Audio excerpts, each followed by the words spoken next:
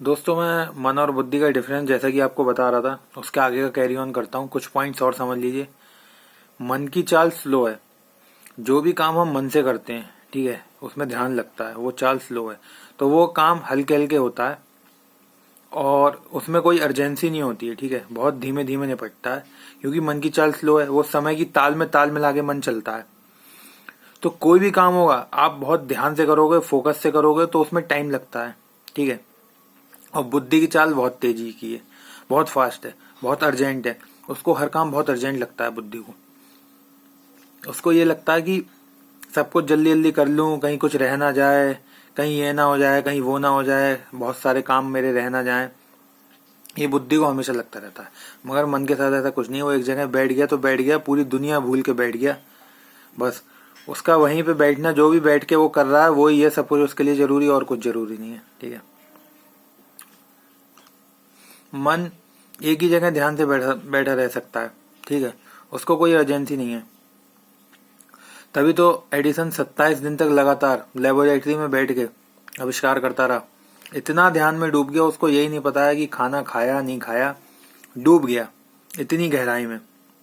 उसको किसी चीज की चिंता नहीं है। अगर उसकी बुद्धि होती है, जितनी ही बुद्धि होती है, वो बैठ ही नहीं पाता, क्योंकि बुद्धि कभी बैठ नहीं सकती। वो एक जगह बैठ ही नहीं सकती, उसको कुछ ना कुछ चाहिए करने को। हर काम उसको बहुत जरूरी अर्जेंट लगता है, ठीक है। मन के काम में फ्लो है, ठीक है। मन से आप कोई भी काम करोगे तो उसमें फ्लो होगा। बुद्धि के काम में कभी फ्लो नहीं होगा। मन के काम में आप बहोगे पानी की तरह, ऐसा फ्लो होगा आपका, कोई सब काम फटाफट होंगे, ठीक है। उसमें कहीं भी रुकावट नहीं आएगी। आपको सोचना नहीं पड़ेगा बिल्कुल भी। पहले स्टेज, दूसरी स्टेज, तीसरी स्टेज करते करके आप सारे काम आराम से फिनिश कर दोगे, एक फ्लो होगा। मगर कोई भी काम बुद्धि से होता है, उसमें फ्लो नहीं होता। उसमें हर काम में मुसीबतें आती हैं, परेशानियां आती हैं। आपको बार बार रुकना पड़ेगा, आपको परेशान होना पड़ेगा, आपको चिंतित होना पड़ेगा, टेंशन पकड़ेगी बार बार। वो बुद्धि का प्रभाव है, ठीक है। मन के काम में ऐसा कुछ नहीं होता। मन का एक फ्लो है अपना। मन का क्या है, अगर मेरा एक टारगेट मुझे पूरा करना है, उसके लिए फिर मुझे कुछ भी करना पड़े, ठीक है।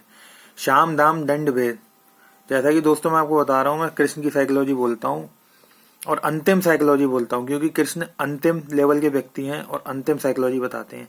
इससे ऊपर कुछ है ही नहीं। तो यही साइकोलॉजी मैं बोलता हूँ, यही एकमात्र अंतिम सत्य है। इसीलिए कोई भी रिजल्ट लाने के लिए जो कृष्ण स्ट्रेटजी अपनाते थे, शाम दाम दंड भेद, अगर आप कृष्ण की साइकोलॉजी में चले गए, आपकी आत्मा प्रकट हो गई पूर्णता से कृष्ण की तरह, तो उसमें फिर आप मन को, आप कोई भी काम करेंगे, कोई आपका टारगेट होगा, उसमें शाम दाम दंड भेद कुछ भी करके आपको वो काम पूरा करना है।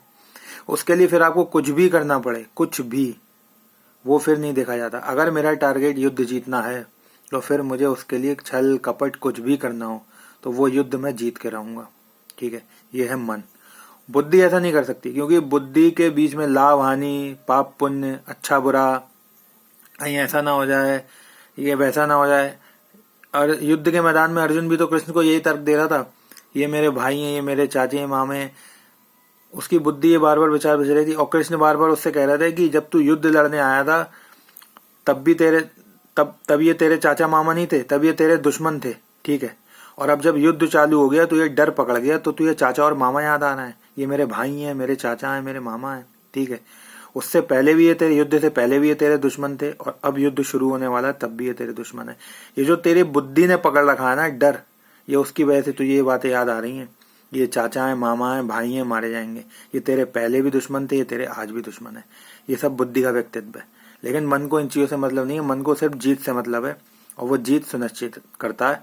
टारगेट हो गया, उसके लिए फिर कुछ भी करना पड़े, उसको कहते हैं मन, ठीक है।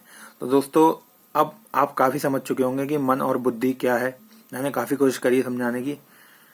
ये टॉपिक यहीं पे खत्म करता हूँ। अब नेक्स्ट टॉपिक लूंगा दूसरा, ठीक है। बाय।